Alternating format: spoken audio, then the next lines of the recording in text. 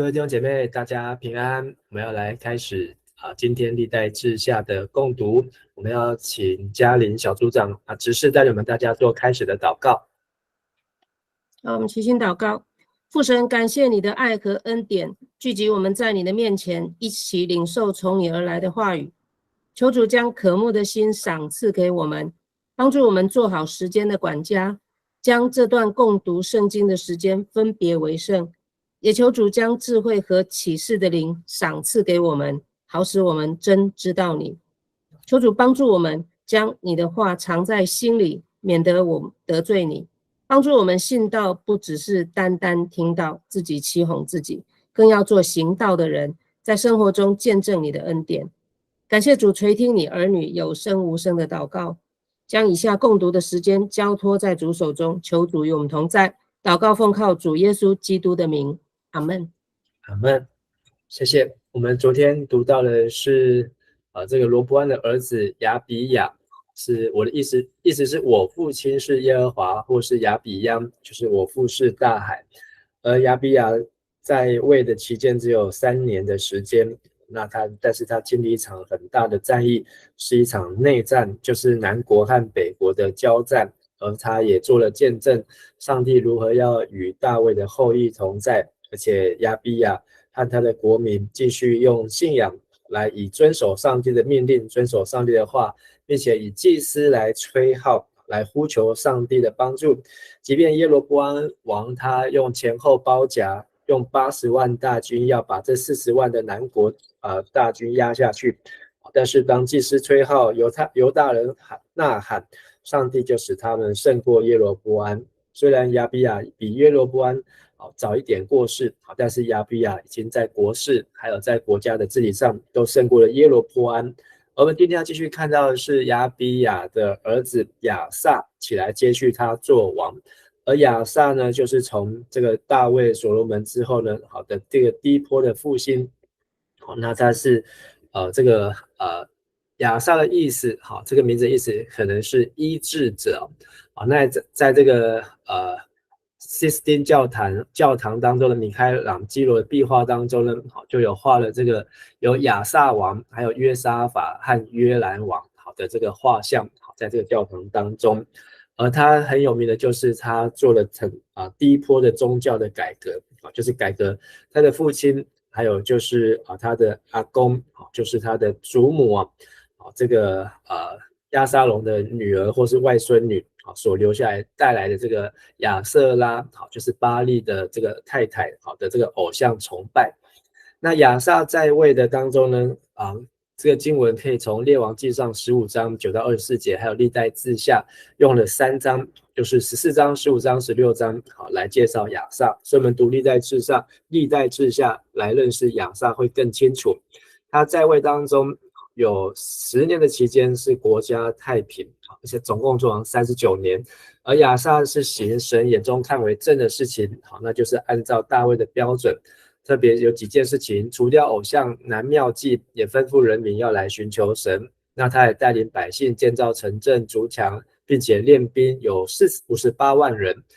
在他在位期间，这是只有历代志下的记载，也是我们今天会读到的。有古时人，就是从非洲来的古时人100万大军来侵犯，而亚撒他迎战并呼求，就击退了古时大军。而明天读到历代志下15章，亚撒听先知的预言，宣告壮胆进行改革，除掉可憎之物，重修上帝的坛。那也看到上帝与亚撒同在，所以许多的北国以色列人都来归顺亚撒。那亚撒做完第15年呢，有一个盛大的献祭，他处死那些不寻求的人，那上帝也被他们寻见，就赏赐南国犹大四境平安。那亚撒呢，他也废掉他的祖母，就是押沙龙的女儿或外孙女玛迦太后的位，也除掉这个玛迦太后所造的这个巴力的偶像亚瑟拉。那亚撒一生呢，有讲到他是有纯正的心，并且将他的父亲分别经营分别为圣，奉献到上帝的殿里面。但是亚撒呢，也留下了2件事情，第一个就是当有遇到更北边来的亚兰王来侵犯的时候呢，他亚兰王和北国的以色列王巴沙联合要来攻打南国，引来先知的责备对不起，这个亚萨王他去找亚兰王来抵抗北国的以色列王巴沙，引来先知的责备，所以亚萨甚至恼羞成怒，把先知关起来，还虐待百姓。那亚萨做王第39年的时候呢，脚也患了严重的疾病没有求问神，只有来寻求医生，所以他总共在位41年，已经超过了大卫，超过了罗波安超过了所罗门，也超过了这个扫罗王那他死后是他的儿子约沙法接续做王，所以是连续亚萨、约沙法都是上帝看为好的王。好，那么今天只有读历代志下14章，那我们来看历代志下14章的重点就是讲到亚萨初期的革新，然后再来就是焦点是后半段讲到亚萨如何胜过古时的军队。好，那么就请嘉玲来带我们读历代志下14章，请从第1节先读到第6节。14章第1节，亚比亚王死后葬在大卫城的王室坟墓里，他的儿子亚萨接续继承他做王。亚萨在位期间，国家有了10年的太平。亚萨广行善事，行为正直，做了上主他上帝认为对的事。他除去外族人的祭坛和山丘上的神庙，打碎石柱，砍掉亚舍拉女神的柱像。他命令犹大人寻求上主他们祖先的上帝，服从他的教训和诫命。亚萨王废除所有犹大城邑的神庙和烧香的祭坛，因此在他统治之下，犹大国得享太平。这段期间，他为犹大建筑设防城，国家多年没有战争，因为上主赐给他太平。好，谢谢。好，那讲到是在他父亲死后，亚比亚死后来接续座位但亚萨王虽然在位41年，但是圣经没有提到他是几岁当王，所以我们不晓得亚萨他实际的前后的年纪。那但是以他的父亲亚比亚生了22个儿子，16个女儿来看，那应该亚萨这个时候年纪也应该也是有20岁以上那他在位期间特别提到这10年的太平，是因为第2节他广行善事，行为正直，做上主上帝认为对的事情。什么事情呢？就是除去这些偶像还有山丘上的神庙。那在和本翻成丘坛，丘坛的意思就是指高地或是山丘，那些本来是敬拜上帝的敬拜神的地方，但是他们在那边敬拜别神，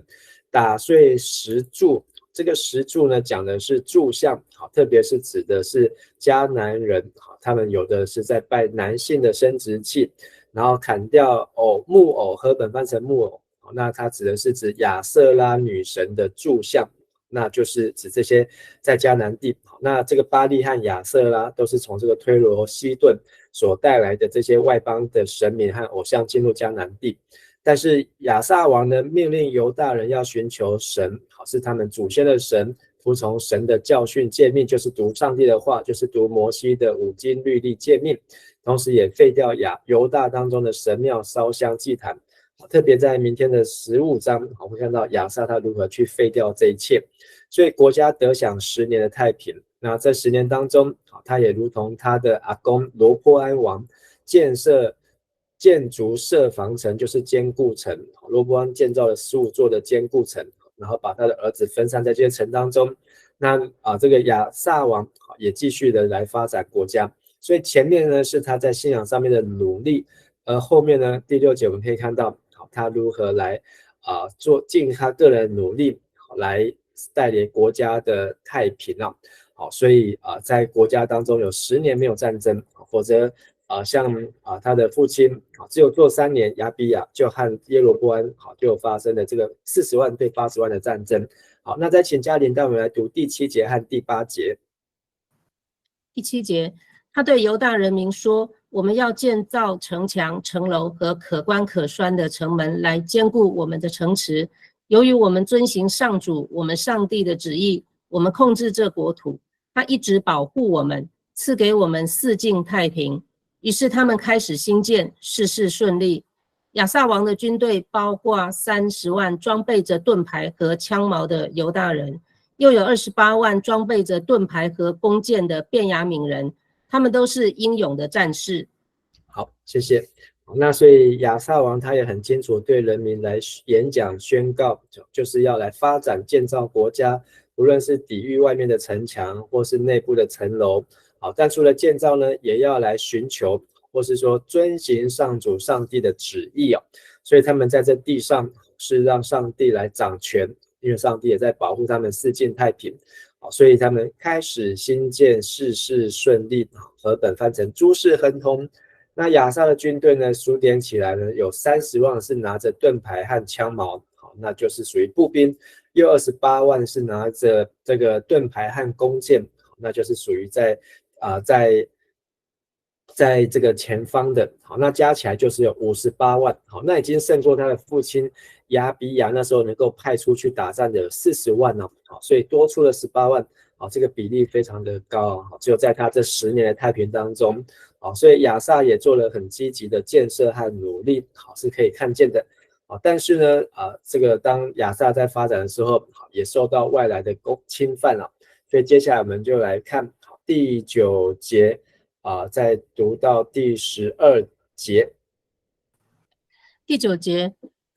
古时人谢拉率领100万军队和300辆战车侵犯犹大，他们来到玛丽莎。亚萨出去迎战，双方在玛丽莎附近的西法谷布阵。亚萨向上主他的上帝祷告：上主啊，你能帮助弱小的军队，也能帮助强大的军队。上主，我们的上帝啊，现在求你帮助我们，因为我们倚靠你，我们奉你的名出来跟这强大的军队作战。上主啊，你是我们的上帝，没有人能击败你。亚萨和犹大军队攻打古时军队的时候，上主击败古时军，他们逃跑。好，谢谢。好，那在这个古时，我们那天有介绍，就是来自于非洲，好，那是黑人，好，那是在埃及的南边，好，伊索匹亚。所以这群人呢，其实在以赛亚书也有形容他们就是高大光滑的人，就是指他们长得高大，光滑就是他们皮肤上没有毛。好，那黑人他们的皮肤是没有像这个欧洲的这个白人有这么多的体毛，所以高大光滑。而古时人谢拉，好，那这个翻译现在都改正，好，和本以前旧和本是翻成古时王谢拉，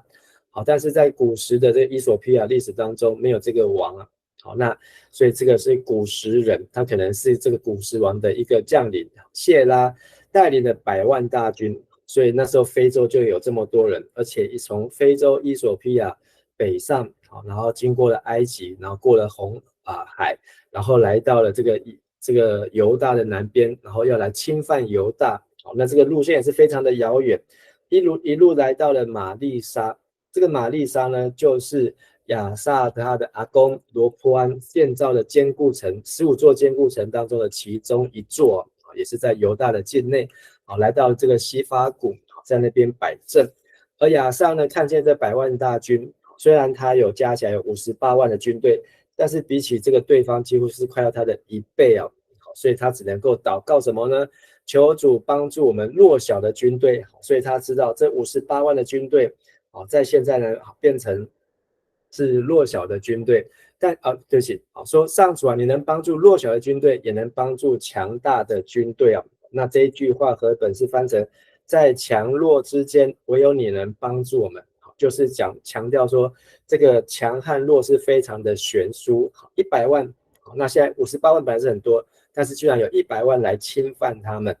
只有上主能帮助。而现在求你帮助我们，因为我们依靠你，我们奉你的名出来跟这强大的军队作战。你是我们的神，没有人击败你。所以亚萨就靠着这个他的祷告。那上帝就听他的祷告，就帮助犹大军队击败古时军队，并且呢，让古时军队又转头逃跑。那接着从13节到最后15节，再请嘉玲带我们来读。13节，亚萨率领军队追赶，一直追到基拉尔。古时军阵亡的人很多，不能从阵作战，他们被上主和他的军队击溃了。犹大军队夺取许多战利品，他们毁灭基拉尔周围的城镇，因为那里的居民都惧怕上主。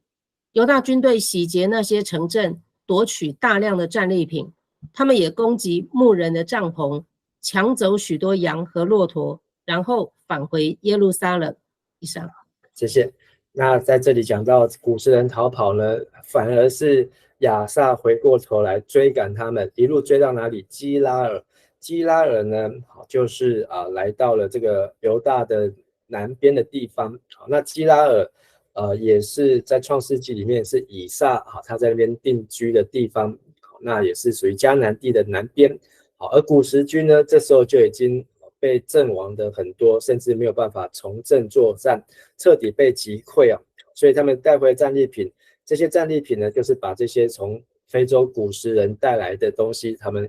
要出来攻打他们的东西，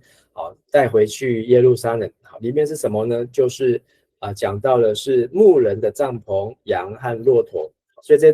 战利品并不是什么黄金、金银财宝，因为他们是来侵犯侵犯犹大，是想要来夺走他们的这些金银财宝。好，那带着他们牲畜来，而这个亚萨王呢，就把他们牲畜都留下来。好，那这是一场靠祷告、靠着奉上帝的名来征战。亚萨他也是同样用王代表国家来呼求神，然后让上帝来带领他们征战。那在这场战争当中，我们可以看到，就是圣经少见这个，特别是在列王上下或是历代志上下当中，有人数超过100万的这个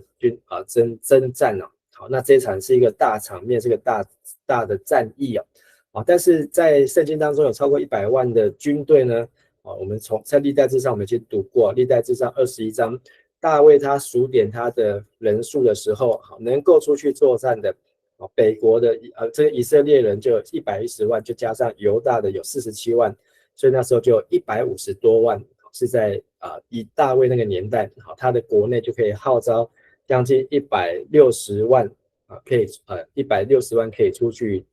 征战的这些的军力，所以是非常的强盛。但是从大卫之后，所罗门之后，这一切看起来就没有像大卫那个年代那么的强。但是在这些王当中，他们还是努力的不断的要奋发向上。好，那但是他们也是靠着跟上帝之间的关系。好，那我们今天看到这段经文，就是亚萨他的信心，他在信仰上面忠心，带来国家10年的安定，而且他不怕得罪他的祖母，就是他的阿嬷，就是他罗波安的妻子。好，那他不怕去得罪他，因为他引进了这些国外的偶像，特别是巴利的老婆亚瑟拉。好，那他还砍掉这些，明天会看到如何去废弃这些的偶像，并且吩咐国家百姓要做上帝眼中看为正的事情。我们读起来很简单，但是实际要做起来的话，却没有那么的容易。而且当这是一些